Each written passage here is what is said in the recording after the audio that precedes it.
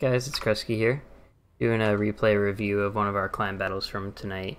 I wanted to show this one and talk about it a little bit. It shows, I think, a good amount of what you could do right and what you could do wrong. This is a very close game.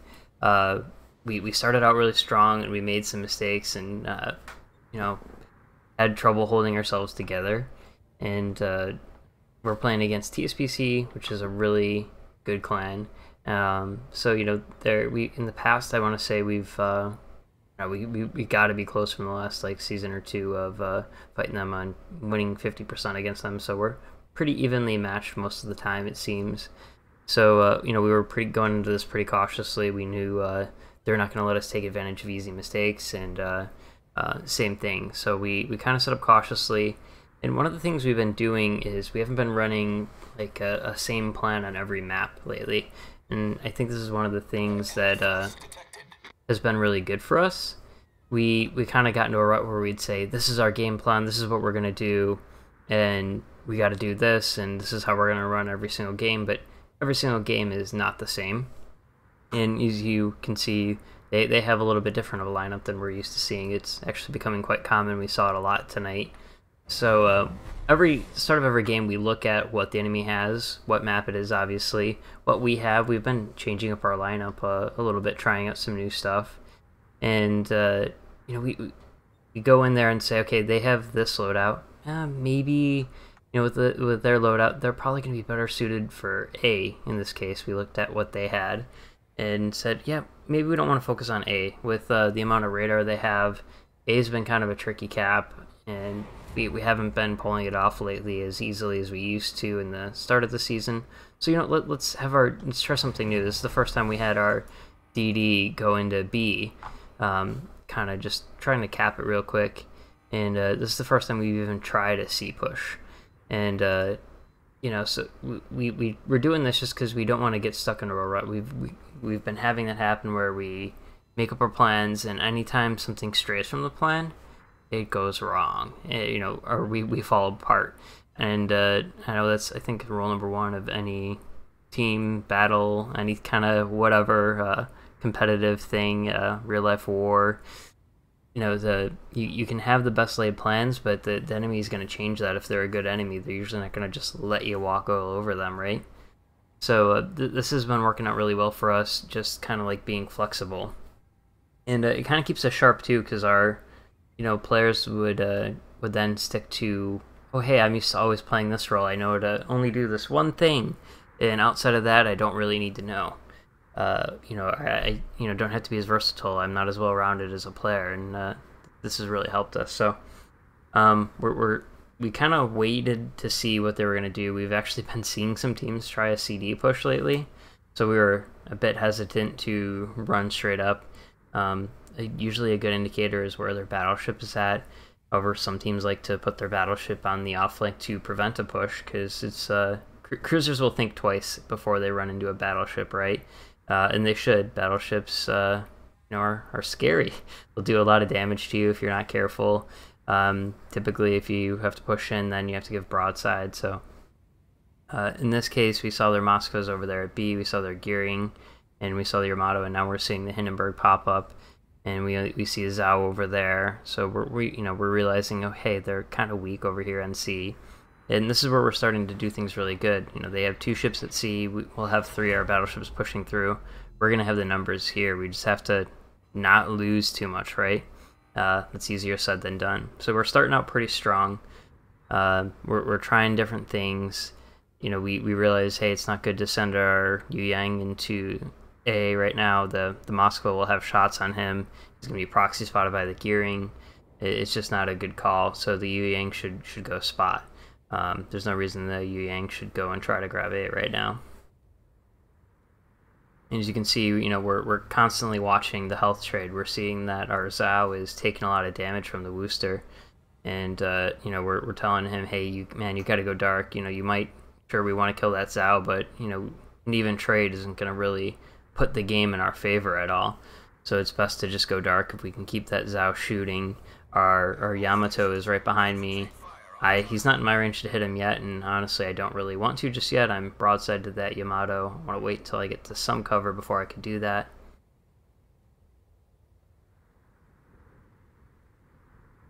And there we go, we burned down that Zhao. It was overall a good trade, but now we're kind of running into a problem where our Hindenburg is spotted, and the Zhao keeps shooting at him, and our Hindenburg basically has to be broadside, somewhat angle. So you can kind of see the shells going towards the Hindenburg. Luckily, though, it's oh, I guess it did chunk him. Remember that differently. So right now we're in a great position. We know our Zhao can go cap. The Wooster is got to back off, otherwise he's gonna have a large force fighting him. And right now I'm trying to get to this island. As far as they know, they have no idea that I'm here. So I'm kind of parking myself up in the case that I just want to defend C now. We know we're going to get C. They're capping B. The Moscow's pushed up. I guess one thing I could have done differently is I could have, you know, stuck around B, or stuck in a position where I would have gotten shots into B. In retrospect, that would have actually been a good idea to hold off the Moskva. We would have had a good team here to hold back the Wooster. You know, however, everything's in hindsight, right? You can't dwell on it a little too much. You'll just kind of drive yourself crazy. Oh, woulda, coulda, shoulda, you know. So, but my positioning is pretty good in the sense that once our Zhao caps, he's gonna leave. He doesn't have the health to really try to fight. You know, especially a Wooster or a Yamato. He could, you know, he'll go down really quick. So the idea then is to just use my radar and my detection to keep back the Wooster. I don't even need to win a fight against him. I know I don't need to you know, kill him. I don't need to die to him. I just need to keep him out of C. And if he does get into C, I just need to keep resetting him and delaying him enough, because right now the game's looking pretty good in our favor. They're down a ship. We're ahead on points. Our Yamato is charging their Yamato. Their Yamato is broadside to ours, or at least giving us somewhat of an angle. I'm sitting here able to fire over this island. I was firing AP because I wasn't paying attention to what I was using. You know, little things like that, though, can change the outcome of the game. I could have set a fire, which, you know, could have drained the Yamato faster, so on, so on. So just little things even that I need to work on. Obviously, like, you know, I have some experience, and, you know, but I'm definitely not the best player. I definitely make mistakes just like everybody else, so little things like that can be improved.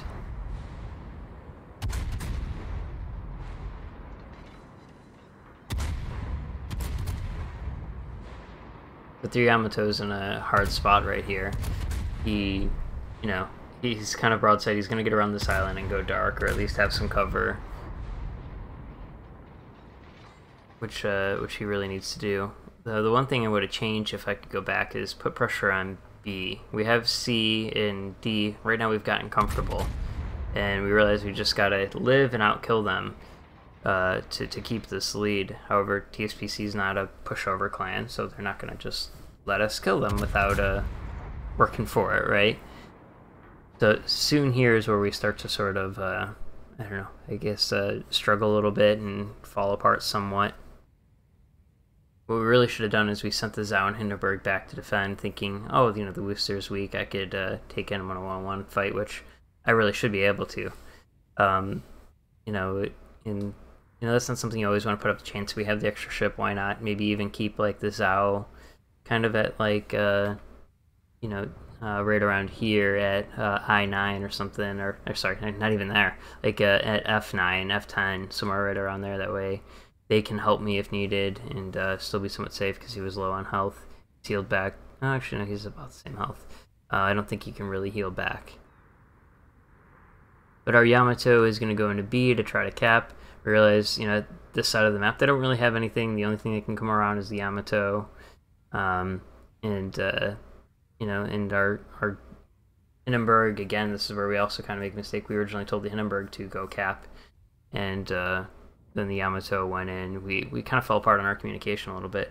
And you can see that I'm spotted. I'm targeted by 3. People are interested in me, and I think, okay, I'm going to pop radar. The Wooster's going to try to cap C. And this is where I didn't really count, and this is where I failed some of my positioning. Is I got blapped by the Yamato, and that is really felt. And again, here's our Zhao and our Hindenburg and our Yamato that were with me are now not able to help me, and now this becomes a much less favorable fight for me. And I struggle a little bit with aiming, and one of my faults as a player too is I'll switch shells a little bit too often. A little bit later you can kind of see that, and that costs me a lot. I should just kind of, you know, at these ranges be keeping my shells. People at this level aren't going to be really giving you a broadside. We had just been playing on some of our, oh there we go, switching shells. We were just been playing on some of our Bravo, and people there on some of those lower leagues will be more than happy to just go broadside to you, and you know, I miscalculated that obviously, and you know, it's just things you have to take in consideration. But here though, I am still winning this, you know, keeping the Wooster out of C.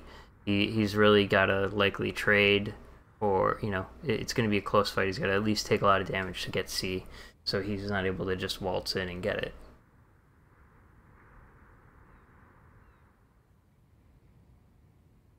So, and here's where we really make a mistake too. If you look at the overall, I guess again, hit M to pull up the map, but you look at our map, and our Yamato and our Hindenburg are both in B. This is not really good. It's not really a good thing. We should have been paying more attention and called that. Just to have two ships bunched up like that is not really a good call. You know, it's just too easy to root them out. And our team, the rest of our team, is not in a position to really help them either. Like our Zhao down south on I-5 really can't put that much fire down. Not at least in a very effective way.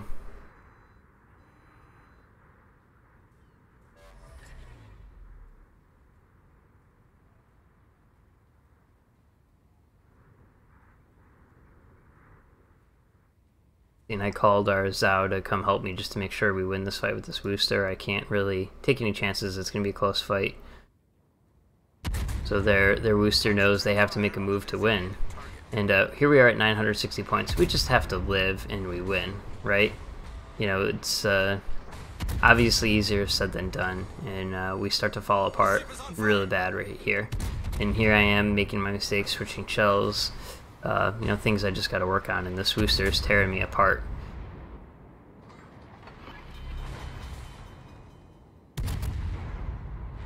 I'm gonna regret putting out that fire.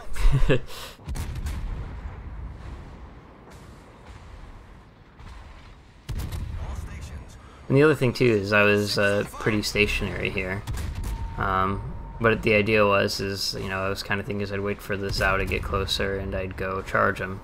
But with the Zhao's help, though, we at least take down the Wooster, and here we are at 980 points. And I die, so we're brought down to 924.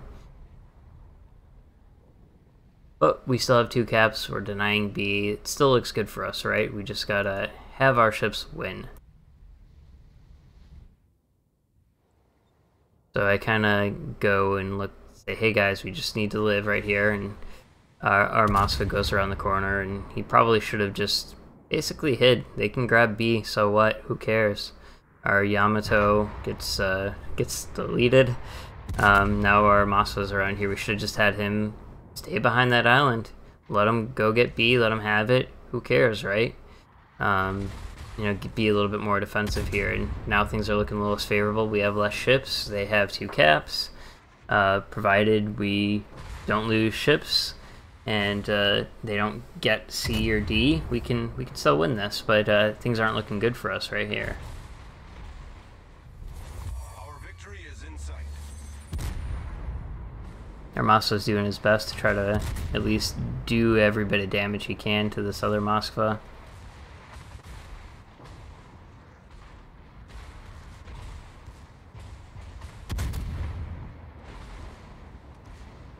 When you see the smoke, realize there's a gearing there. It's kind of an odd place for their gearing. Don't exactly know why he's there. I guess he's probably trying to, yeah, he's trying to shoot shells over that island, which every little bit of firepower helps, so it's not really a bad choice. Moskva's going to try to get a salvo into the gearing, or Zhao shooting at the gearing, whatever we can. Fortunately, we just can't kill him. And now TSPC's in the lead. However, we realized we just need a kill to offset the point difference, and their Yamato has either beached himself, I can't tell, or realized he was going to beach himself and has to kind of back out. So he's kind of stuck there, and we have two Zhaos that are able to shoot at him. So this is something really good. Our one Zhao over there healed back some health. But it's still really close. That Yamato is in a good spot. It looks like our Zhao all the way over at H4 is he's actually able to shoot over that. I thought he might not be able to. But we are able to kill this Yamato and win the game. But I kind of wanted to go over this. Every team makes mistakes. Hold yourselves together, and keep a level head. Keep your ships spread out, and play it smart, because you can really easily lose a game like that you're really strongly winning. So thanks for watching. Have a good day.